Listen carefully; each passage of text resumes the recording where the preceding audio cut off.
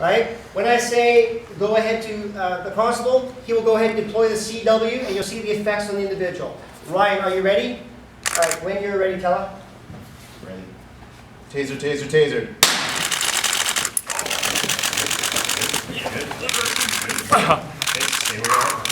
Okay, so the taser has been deployed. It's done. Okay, our subject has been controlled. Ideally now officers come inside and effect a proper arrest to gain control of the individual. All right?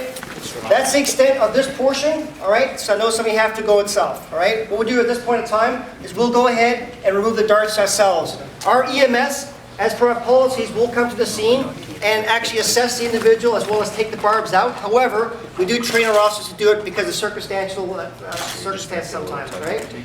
So you're okay right now? Yep, good to go. Awesome. All right. Good to go. Of course he's good to go. So while we're standing here, a standard deployment is 5 seconds.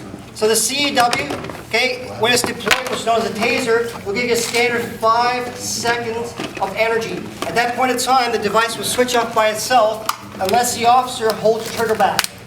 All right? And that's required sometimes in order for the officer to get some time.